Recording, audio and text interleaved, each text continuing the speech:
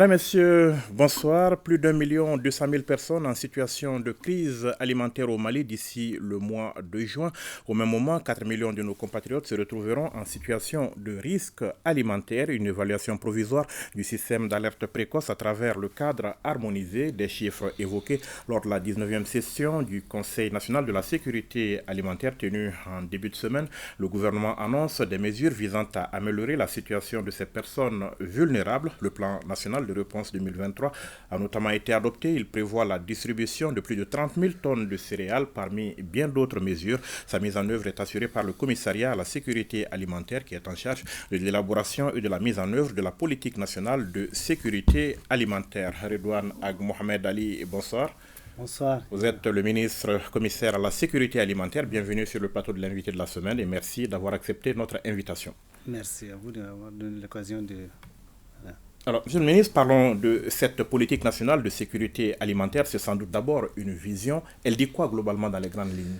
Alors, la politique nationale de sécurité alimentaire, d'abord en termes de vision, la vision c'est que d'ici à 2030, que chaque Malien, partout où se trouve sur le territoire national et chaque habitant du Mali, dispose d'une alimentation de qualité et de quantité suffisantes pour subvenir à ses besoins alimentaires et aussi à ses choix alimentaires.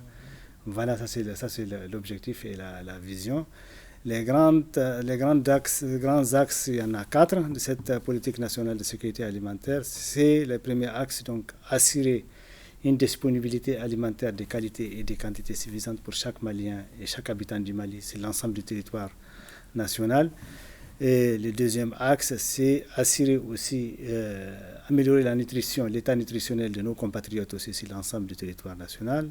Troisième axe, c'est renforcer leur capacité de résilience au choc, quel qu'il soit choc climatique, catastrophe naturelle, et pandémie, etc. Et le quatrième axe, c'est renforcer la gouvernance institutionnelle du dispositif national de sécurité alimentaire et nutritionnelle. Mais quand vous parlez notamment de quantité et de qualité, à l'horizon 2030 quand même, on peut dire que c'est très ambitieux, pas trop ambitieux. C'est très ambitieux, mais pas trop ambitieux parce que, comme vous le savez, au Mali, nous disposons vraiment de tout ce qu'il faut pour atteindre ces objectifs-là. Nous avons une population jeune, nous avons des terres fertiles, nous avons de l'eau. Et il faut vraiment travailler pour ramener la jeunesse à la terre, comme on dit. Et dans ce sens-là, le commissariat à la sécurité alimentaire travaille beaucoup, notamment dans le cadre de 2 projets qu'on a, l'un avec les Italiens, financés par la coopération italienne dans les régions de Nioro, du Sahel et de Caille, et l'autre avec la coopération suisse dans les régions de Tombouctou, Bougouni et Nioro du Sahel aussi, et dans ce sens-là. Et je pense que si les efforts sont conjugués, cet objectif peut être atteint. Et j'imagine que ça se jouera essentiellement sur le terrain de l'agriculture, la sécurité alimentaire. Tout à fait. Venons-en maintenant à ces chiffres. 1,2 million personnes, le nombre estimé donc de personnes en situation de crise alimentaire, 4 millions de personnes en situation de risque alimentaire. Quelle est la différence finalement entre les deux situations? Alors, 1,2 million de personnes en crise alimentaire, ce sont des personnes qui, si elles ne sont pas assistées pendant la période de soudure, pourraient tomber dans une situation de famine. En gros, c'est ce que ça veut dire. Et pour ceux qui sont sous pression, donc risque, ce que vous appelez les risques alimentaires, nous on l'appelle sous pression, donc en phase 2, dans notre classification, ce sont des personnes qui, si elles ne sont pas aidées dans le cadre du renforcement de leur capital productif, elles pourraient être amenées à brader leurs moyens de production contre de la nourriture. Voilà un peu la différence. Et ce qui veut dire que vous aurez à intervenir en faveur de plus de 5 millions de personnes cette année. On aura à intervenir en faveur de plus de 5 millions de personnes cette année. Le plan national, le gouvernement et ses partenaires se mobilisent dans le cadre du plan national de réponse 2023. On va l'évoquer tout à l'heure. On va en parler, mais dans les 2 cas, ce sont des chiffres qui sont en baisse par rapport à ceux de l'année dernière, respectivement 1,8 million et 4,4 million si je ne m'abuse. On s'imagine que c'est relativement une bonne nouvelle pour le commissariat à la sécurité alimentaire. Tout à fait, une bonne nouvelle parce que pour la première fois depuis très longtemps, cette année, le nombre de personnes en crise alimentaire connaît une baisse significative de 32%. Donc ça c'est une première depuis longtemps, mais cette situation, D'abord, dû à l'impact significatif de la mise de notre plan national de réponse de 2022 qui a été diversifié par rapport aux autres, qui comprenait des actions aussi de renforcement de la résilience, mais aussi, il faut le dire, aussi à la bonne pluviométrie l'année dernière et aussi aux efforts de nos forces de défense et de sécurité, parce que, comme vous le savez, l'un des facteurs contributifs à l'insécurité alimentaire devient de plus en plus aussi l'insécurité civile. Et donc, les efforts de nos forces de défense et de sécurité dans les zones de production qui sont l'Office du Niger et l'Office des Mopti et tout ça, comptent beaucoup aussi dans l'atteinte de ces résultats-là. Mais on peut noter que les réponses que vous avez apportées l'année dernière ont été particulièrement efficaces. Les réponses qu'on a apportées cette année ont été particulièrement efficaces parce qu'on a eu beaucoup d'efforts dans le domaine du suivi de nos distributions alimentaires sur le terrain. Le levier aussi des veilles citoyennes a beaucoup fonctionné. Nous avons réceptionné des plaintes au niveau du commissariat à la sécurité alimentaire qui concernent des allégations de détournement et à chaque fois ces plaintes-là sont vérifiées et lorsqu'elles sont avérées, les allégations sont avérées, des poursuites judiciaires sont engagées comme actuellement dans le cas de Koro. Je tiens à féliciter les autorités de Koro, notamment les juges de Koro et les commandants de brigade de la gendarmerie de Koro qui ont consenti des efforts considérables pour récupérer des stocks qui ont été détournés. En ce sens-là, je pense que ça a beaucoup aidé, mais aussi la diversification de nos moyens d'intervention à travers, comme je viens de le dire tout à l'heure, des actions qui visent au renforcement des moyens de production, la réalisation des points d'eau, la réalisation des périmètres maraîchers, leur dotation en intrants agricoles maraîchers aussi. Je pense que ce sont tout ça conjugué qui a aidé à obtenir ces résultats. Alors vous avez également parlé de cette campagne agricole dernière qui sans doute a été aussi bonne. Il y a d'ailleurs une enquête nationale sur la sécurité alimentaire et nutritionnelle. Elle dit quoi concrètement cette année? Les enquêtes nationales, ce sont elles qui conduisent le système d'alerte précoce qui est notre bras armé dans les domaines fait conduire chaque année des enquêtes, des grandes enquêtes. La première se tient au mois de septembre en novembre, au sortir de la campagne agricole, et l'autre en mars, qui confirme donc ou alors qui constate une évolution dans un sens ou dans un autre de la situation. Heureusement, cette année, il n'y a pas eu d'évolution négative au sortir de cette évaluation de mars.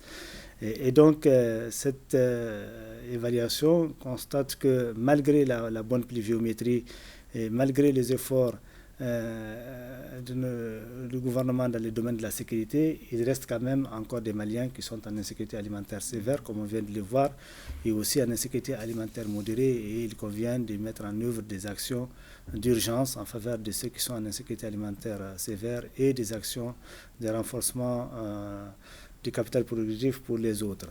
Et ces évaluations, ce sont elles qui ont abouti à ces chiffres-là et identifier donc les zones de vulnérabilité qui sont essentiellement le centre du pays et la région des Gao et des Ménaka, même si l'ensemble des communes du Mali connaissent des poches de vulnérabilité.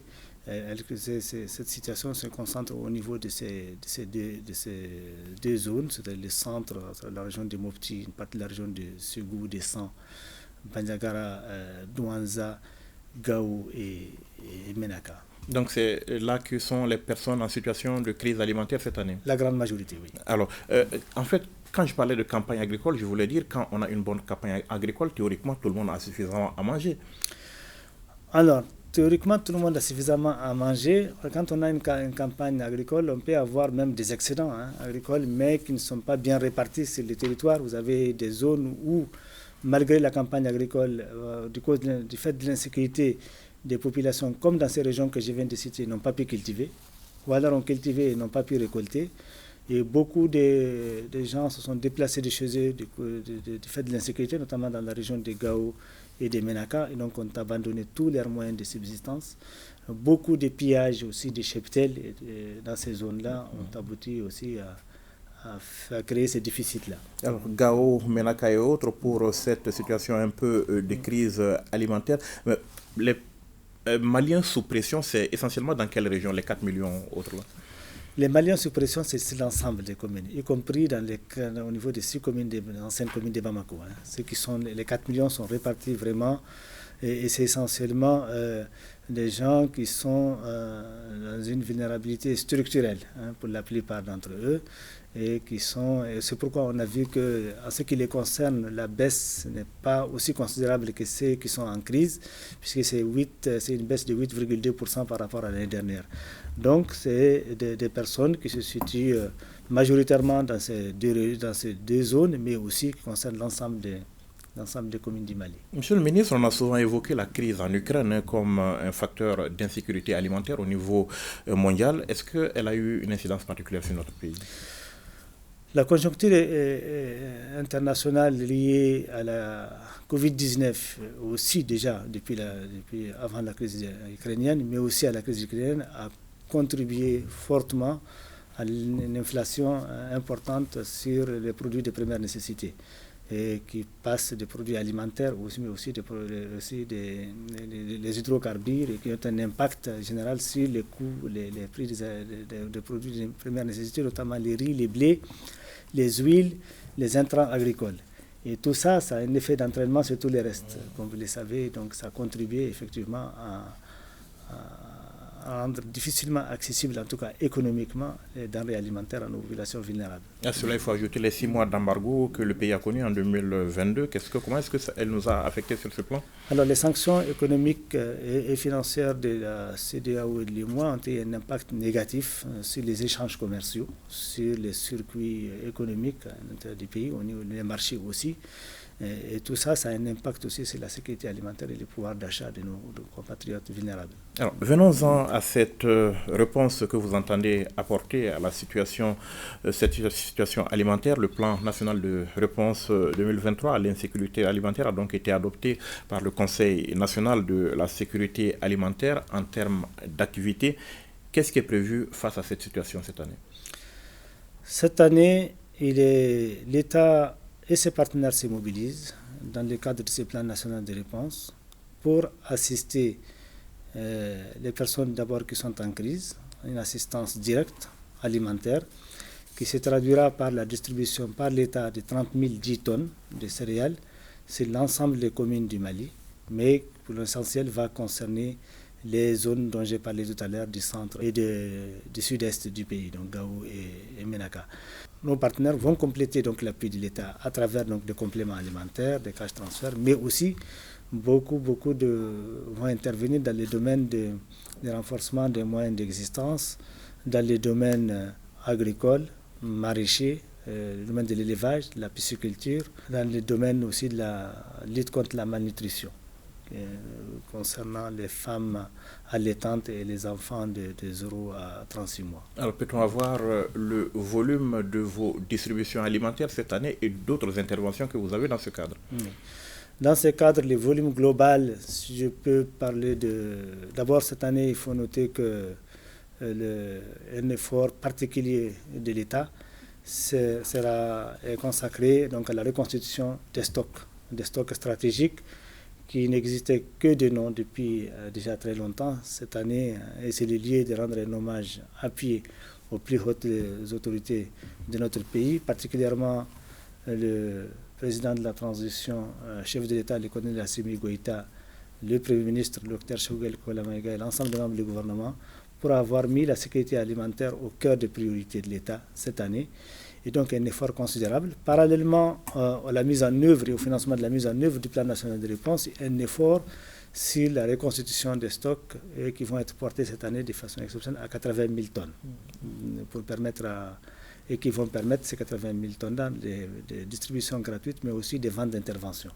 Nous prévoyons dans un premier temps de distribuer 30 010 tonnes donc, aux personnes qui ont besoin d'assistance alimentaire directe, que j'ai mentionné tout à l'heure, mais aussi de procéder à des ventes d'intervention de 15 000 tonnes qui peuvent être réévaluées à la hausse en fonction des besoins de et pour essayer pour diminuer les tensions sur les marchés, les tensions sur les prix des céréales, notamment les riz et puis le mil et le sorgho. Alors, le dispositif pour que les céréales aille jusqu'aux populations bénéficiaires, là où elles sont. Quel est le dispositif? Le dispositif, c'est que déjà, les stocks sont disposés au niveau des capitales régionales. Sur les anciennes régions, on dispose encore des capacités à la fois de stockage, mais aussi de gestion. C'est l'ensemble des 8 anciennes régions, 7 seront couvertes. 7 jusqu'à Gao, parce qu'à Kidal, les magasins n'ont pas été réhabilités, il n'y a pas de capacité de gestion localement, mais Kidal sera géré et Menaka à partir de Gao. Donc les stocks étant déjà disposés au niveau des capitales régionales, le commissariat, à travers des opérateurs de transport locaux, assure l'acheminement des céréales jusqu'aux nouveaux communes. C'est à partir de nouveaux communes que des commissions de réception d'abord et de distribution des stocks sont mises en place par l'administration, notamment les préfets, et qui sont chargés en ce moment-là de faire la distribution au niveau des villages et des fractions. Alors pour vos interventions, il y a donc l'État, mais il y a aussi les partenaires. Alors quelle est l'articulation entre l'État et les partenaires cette année? L'articulation entre l'État et les partenaires, surtout entre le commissariat à la sécurité et les programme alimentaire mondial, c'est que nous intervenons en parfaite complémentarité dans toutes ces zones que je venais de citer. Quand nous apportons, par exemple, de l'aide alimentaire en nature, les PAM complètent avec des transferts monétaires pour chaque personne assistée. Alors, on sait, monsieur le ministre, commissaire, que dans ce contexte de crise, les partenaires ne se bousculent pas forcément aux portes du Mali. À votre niveau, vous avez suffisamment de partenaires pour faire face à la situation? À notre niveau, les partenaires restent mobilisés. À notre côté, il faut savoir que derrière le programme alimentaire mondial, vous avez tous les autres partenaires traditionnels, tels que l'Union européenne dans son ensemble, mais aussi de façon bilatérale. Il y en a qui interviennent directement. Vous avez aussi le Canada, les États-Unis. Tous les autres partenaires traditionnels de la sécurité alimentaire sont là, derrière les PAM, le programme alimentaire mondial. Nous avons aussi d'autres partenaires bilatéraux, tels que la Chine, qui va intervenir aussi avec près de 2000 tonnes en appui au plan national de réponse de cette année. Vous avez la Russie qui intervient après avec 1000 tonnes aussi de vivres, et le Japon aussi, qui va aussi chaque année nous met à disposition des stocks qui sont vendus à prix modéré sur les marchés. Donc cette année aussi, le Japon va intervenir. Habituellement, c'est dans l'ordre de 4500 tonnes aussi. Donc, je peux dire que les partenaires restent mobilisés. Alors, vous avez parlé de la Russie. Est-ce que c'est un partenaire traditionnel dans ce domaine, ou alors c'est une nouvelle intervention dans le cadre de la nouvelle dynamique des relations entre le Mali et ce pays maintenant? Tout à fait. Ce n'est pas un partenaire traditionnel, c'est un partenaire qui intervient dans le cadre de la nouvelle dynamique. Et j'ai reçu, rien que seulement hier, l'ambassadeur de la Fédération de la Russie au Mali, qui s'est engagé à poursuivre à partir de maintenant cette coopération dans le domaine de la sécurité alimentaire. S'il vous plaît, qu'est-ce que la Russie va nous apporter cette année par rapport à cette situation? À peu près 1000 tonnes. 1000 tonnes de 1000 tonnes de pois épluchés, qui sont des pois épluchés. Ça sera un apport dans le domaine nutritionnel qui est très important pour combler donc, le déficit de certains aliments dans le domaine des protéines. Voilà, donc c'est quelque chose qui est très important pour la nutrition. Lors de cette 19e session du Conseil national de la sécurité alimentaire, beaucoup ont prôné le développement des activités résilientes, donc de relèvement pour les populations, en lieu et place de ces distributions gratuites que vous menez tous les ans et dont l'efficacité est souvent difficilement perceptible dans la durée. Quelles dispositions est-ce que vous allez prendre par rapport à cet aspect des choses? Oui, c'est vrai qu'il s'agit d'une recommandation très forte de cette 19e session, celle de dire qu'il faut aller vers des actions qui ont un impact beaucoup plus durable sur la sécurité alimentaire de nos concitoyens. C'est vrai qu'au niveau du commissariat à la sécurité alimentaire, nous sommes déjà dans cette dynamique depuis 2022. Comme je venais de le dire, déjà le plan national de réponse 2022 a permis la réalisation de ces 33 ouvrages dont j'ai parlé, qui vont dans ce sens-là. Et nous avons aussi des programmes qu'on a avec les Italiens mis en œuvre dans les régions de Mignoro et de Caille qui va dans ce sens, et aussi un autre programme qu'on a avec les Suisses. Aussi, donc nous encourageons à aller dans ce sens-là, parce que pour nous, C'est bien, on ne peut pas faire autrement lorsque les gens sont en crise alimentaire. L'État est obligé d'intervenir, de faire des distributions, mais ce n'est pas la solution définitive. La solution définitive, c'est de permettre à ces gens-là de se relever et de se rendre autonomes sur le plan alimentaire. Ça, c'est la solution la plus durable. Et comme je l'ai dit, les solutions sont là, les terres sont fertiles, et on a de l'eau. Et là, on n'a pas de l'eau de surface, on a de l'eau souterraine. Donc, il y a beaucoup de choses qui peuvent être faites et on est dans cette dynamique-là. Alors, vous avez parlé de ces initiatives quand même que vous avez eues. On vous a vu très mobilisé autour des initiatives Brigade Verte notamment. Qu'est-ce que vous en attendez concrètement? L'initiative Brigade Verte, elle concerne ce qu'on appelle l'initiative présidentielle Brigade Verte pour l'emploi et l'environnement. C'est un programme qu'on a avec les Italiens qui concerne la récupération de 3000 hectares de terres dégradées à travers la réalisation de 25 sites aménagés.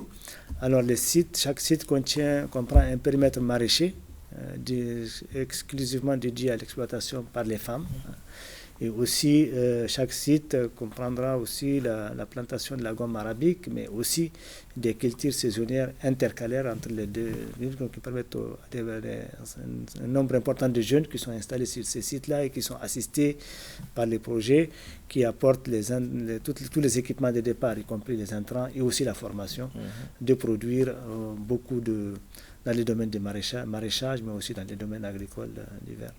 Parlons d'argent, Monsieur le ministre. Un plan de réponse est aussi une programmation financière. Est-ce que vous avez pu mobiliser aujourd'hui les fonds nécessaires à la mise en œuvre de cet ambitieux plan?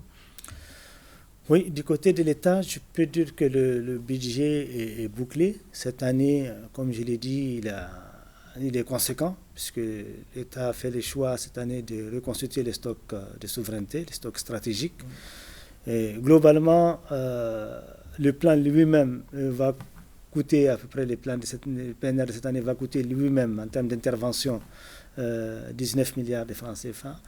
Mais incluant l'ensemble des stocks qui vont être portés cette année à 80 000, ça va porter le budget global à 42 milliards. Le budget est complètement bouclé. Et les partenaires y contribuent pour quelle proportion à cela? Les partenaires, ça c'est seulement la contribution de l'État qui est mobilisée. Le ministère des Finances a mobilisé des fonds à partir soit du budget national, soit des partenaires comme la BOAD ou la BID, la Banque islamique de développement. Mais les autres partenaires traditionnels interviennent surtout à travers le programme alimentaire mondial qui, je n'ai pas les chiffres exacts, mais on a un atelier de planification conjointe qu'on va organiser très bientôt et au cours desquels chaque partenaire va clarifier sa participation.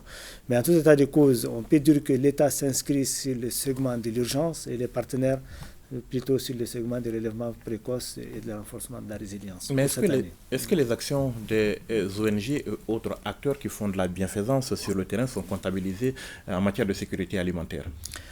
On comptabilise simplement ce que nous-mêmes nous avons pu vérifier. Alors c'est plus facile pour nous de donner les chiffres du programme alimentaire mondial parce que nous avons une facilité de suivi et tout ça. Par rapport à toutes les autres actions des ONG, nous sommes en train d'innover au niveau régional, au niveau local, parce que nous allons envoyer une circulaire à tous les gouverneurs avec un formulaire d'enregistrement des ONG qui interviennent dans les domaines de la sécurité alimentaire et on prendra en compte que ce qui nous sera remonté par les gouverneurs qui vont attester que telle ONG a été intervenue dans telle zone pour telle quantité de... Voilà. Monsieur le ministre, au commissariat à la sécurité alimentaire, vous avez entrepris un vaste chantier, on va dire, de réforme du dispositif pour mieux répondre aux besoins. Où en êtes-vous aujourd'hui avec ces réformes et quel est l'impact, le résultat attendu? Alors, comme je l'ai dit, l'un des axes de la politique nationale de sécurité alimentaire, c'était le renforcement institutionnel de la gouvernance de la sécurité alimentaire. Dans ce cadre-là, nous avons initié un certain nombre de réformes, notamment le renforcement du dispositif de veille et d'alerte, assuré par le système d'alerte précoce et par l'Observatoire des marchés agricoles du Mali, l'OMA. Nous avons décidé de fusionner ces deux structures-là pour en faire une agence de veille, une agence nationale de veille en sécurité alimentaire et nutritionnelle. Ce processus-là, ce dossier-là avance bien. Il est soumis actuellement à l'approbation du gouvernement. Il a déjà l'avis juridique du commissariat au développement institutionnel, donc il passe en conseil des ministres, ensuite il arrive sur la table du CNT. On se donne pour objectif d'ici à la fin de l'année pour boucler ces processus-là. Nous avons aussi l'harmonisation des différents textes des autres structures avec celle des dispositifs nationaux de sécurité alimentaire et nutritionnelle, notamment l'OPAM, qui dispose des textes qui datent des années 80.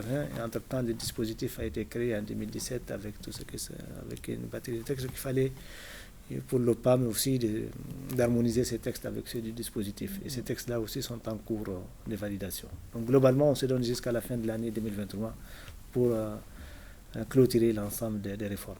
Et ça va avoir quoi comme impact sur... ça va avoir comme impact d'abord une plus grande efficacité du système d'alerte et de veille de la sécurité alimentaire, parce que pour le moment, les deux structures, il y en a une qui est rattachée au commissariat à la sécurité alimentaire pour l'emploi, notamment l'OMA, mais qui ne dispose pas des moyens adéquats pour remplir toute sa mission, parce qu'on sait que c'est cette structure-là qui nous renseigne de façon hebdomadaire sur l'ensemble des prix, la situation des prix des céréales sur les marchés ruraux, aussi bien maliens que sur la sous-région, donc proche du Mali. Et cette structure-là, aujourd'hui, ne dispose pas des moyens pour continuer à mener sa mission. Et donc, elle relève de la PCAM. Il faudrait lui donner un statut clair qui lui permet de mobiliser toutes les ressources dont elle a besoin pour fonctionner. Et donc, comme on a vu avec les SAP que ces deux structures font à peu près la même chose, le même travail, on a décidé de fusionner pour mutualiser les moyens et pour une plus grande efficacité. Alors, qu'est-ce que vous dites pour revenir à ce plan de réponse alimentaire, le riposte 2023? Qu'est-ce que vous dites aux populations qui se sentent un peu concernées, qui sont en situation de risque, qui sont en situation de pression? Qu'est-ce que vous leur dites? Rassurez-vous, on arrive? Rassurez-vous, on arrive, on l'a dit. Rassurez-vous même, on est là déjà, parce que partout où il y a un besoin immédiat, on intervient, parce qu'on n'est pas resté les bras croisés depuis la fin de la mise en œuvre du plan national de défense. Donc vous n'attendrez pas le mois de juin? On n'attend pas le mois de juin. On est en train même maintenant, pas plus tard que il y a 2 semaines, nous sommes intervenus à Gao avec un stock important. On intervient aussi dans la région de Mopti et on intervient un peu partout. Mais le plan national de réponse, et comme il s'adresse à la période de soudure, et il sera prêt, tout sera mis en œuvre pour que tout soit prêt avant juin, donc pour que les activités commencent en juin. Alors, de l'alimentation en quantité et en qualité suffisante pour tous les Maliens, horizon 2030, c'est garanti, on va y arriver. C'est atteignable, c'est un objectif qu'on peut atteindre. Et on travaille pour ça. On travaille pour l'atteindre. Alors, merci Monsieur le Ministre d'avoir répondu à nos questions. Merci beaucoup. Merci. Merci, mesdames, messieurs, de nous avoir suivis. Rendez-vous la semaine prochaine pour un autre numéro de l'invité. Bonne suite de programme sur l'ORTM.